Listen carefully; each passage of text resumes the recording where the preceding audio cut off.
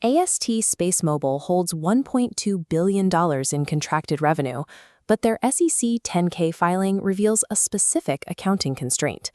Under ASC 606 rules, revenue recognition is tied to providing commercial network access, not satellite deployments. This effectively traps that revenue on the balance sheet until at least the first half of 2027. When the broader market rotated heavily on June 12th following the massive SpaceX IPO, sector-wide selling completely overlooked this crucial accounting detail. Capital treated Rocket Lab and AST SpaceMobile as a single asset class, despite their divergent revenue timelines.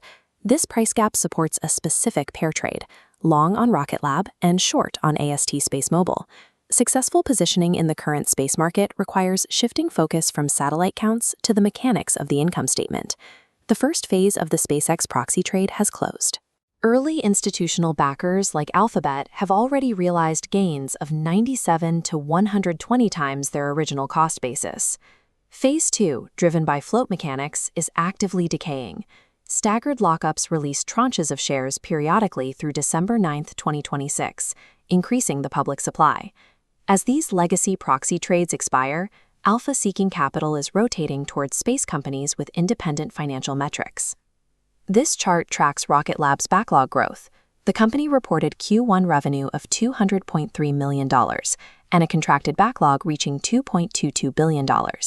Of that total, $816 million is secured through a Space Development Agency contract for Tracking Layer Tranche 3 satellites. Rocket Lab's June 22nd inclusion in the NASDAQ 100 index further stabilizes the price by triggering structural, passive buying demand from index funds. These secured government revenues and passive bids insulate Rocket Lab from commercial launch competition, forming the long side of the trade. In contrast, AST SpaceMobile carries $227 million in deferred contract liabilities. These represent cash received from partners that cannot be recognized as revenue until the network access obligation is met. This chart compares Rocket Lab's fundamental growth against AST SpaceMobile's short interest. ASTS faces 54 million shares of short interest, with 78% of that volume representing directional bets.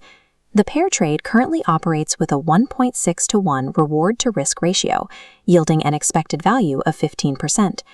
ASTS's valuation remains tightly tied to broad sector sentiment, leaving it highly vulnerable as the revenue recognition timeline approaches. The trade thesis centers on August 6th. This date marks the convergence of Q2 earnings for both companies and the release of a 916 million share lockup tranche for SpaceX. Two variables could alter this trajectory: ASTS's gateway revenue exceeding $40 million, or a delay in Rocket Lab's Q4 2026 Neutron debut. Generating alpha in the space sector now depends on tracking company-specific accounting and execution, rather than following a general narrative.